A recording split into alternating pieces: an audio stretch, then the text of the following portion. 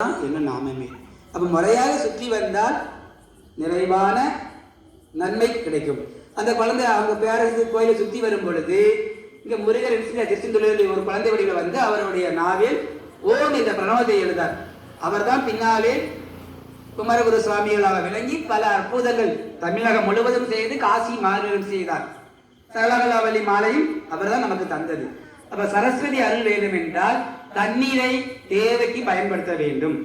தண்ணிக்குள்ள போய் நம்ம வருஷம் சொல்லுத குளத்துல போய் குளிக்கும் போது ஓர் ஆடையோடு குளிக்க கூடாது, ஈராடையோடு குளிக்க வேண்டும்.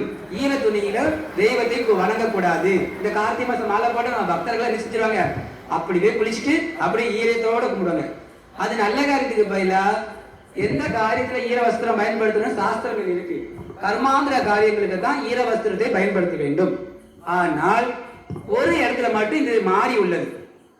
நீண்ட காலமா குழந்தை இல்லை என்றால் அந்த பெண்ணானவள் என்ன செய்ய வேண்டும்? அதிகாலையில சூரிய உதயத்துக்கு முன்பு குளித்து அரச மரத்தை மட்டும் என்ன செஞ்சுக்கலாம்? ஈராடையோடு சுற்றிக்கலாம். இது எந்த இடத்திலையும் ஈராடையை பயன்படுத்தக்கூடாது. எதுக்கு என்றால் பெண்ணுடைய வயிற்றில் 3 விதமான அக்னி இருக்கு. அந்த அக்னி தோஷம் இருந்தா குழந்தை கிடைக்காது.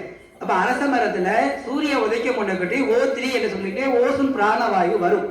அதுக்கப்புறம் அது வராது. ஒரு 24 ஒரு நாளையே தான் இந்த ஓசோன் இது அரச மரத்துல இருந்து வெளியே வரும். அந்த நேரத்துல இந்த குழந்தை பிள்ளை வளம் வேண்டி அந்த அரச மரத்தை சுற்றும் போது என்ன வரும்? அவளுக்கு அந்த கர்ப்பப்பை சம்பந்தமான வாயு, சூதக வாயுன்னு சொல்லுவாங்க அதுக்கு பேர். அது என்ன செய்யணும்?